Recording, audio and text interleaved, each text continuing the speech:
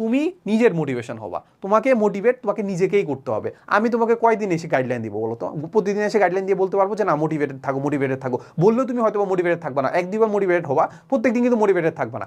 এর পাশাপাশি তুমি ধরো হচ্ছে সোসাইটি কিংবা হচ্ছে আমি যেটা বলি যে আমাদের আশেপাশে যে সহপাঠী আছে, ক্লাসমেট আছে, তাদের থেকে ধরো প্রথম দিন একটা বুঝতে গেছো যেটা তোমার এসএসসিতে ছিল, তুমি এখন এটা পারো না, প্রথম দিন বুঝাই দিল, পরের দিন দেখবা যে পরের দিন মক করা শুরু করছো, তুই এসএসসিতে কি করছো, এসএসসিতে সারাদিন গাঞ্জা খেয়ে বেড়াইছো, ঠিক আছে? এইরকম মক করে বেড়াবে। তারপর হচ্ছে এমন টিচারও আছে, প্রাইভেট ব্যাচের যে টিচারগুলো আছে, ওরা কি করে বলো তো? ওরা তোমার একার জন্য তোমাকে কতক্ষণ বসায় রাখবে বল, মানে অন্যদেরকে কি বসায় রাখবে বলো তো? ওরা কি লাগবে, ওনার ধরো হচ্ছে ভেক্টরে 10টা ক্লাস উনি শেষ করতে হবে।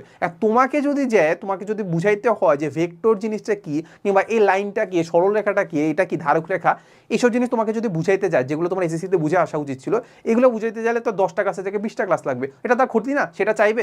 তোমাকে কি করবে, প্রথম দিন হয়তো বলে দিবে যে দেখো তুমি যেটা বুঝো না সেটা হচ্ছে ক্লাসে পরে এসে বুঝে নিও। বাট কয়বার করবে? বারবার করতে করতে বিরক্ত হয়ে যাবে। সো বারবার করতে করতে যেহেতু বিরক্ত হয়ে যাবে, এই জন্য তোমাকে যেটা করতে হবে সেটা হচ্ছে তোমাকে নিজেকে মোটিভেট করে রাখতে হবে, ঠিক আছে? অন্য কেউ তোমাকে মোটিভেট করবে না, সোসাইটি বা কিছু তোমাকে মোটিভেট করবে।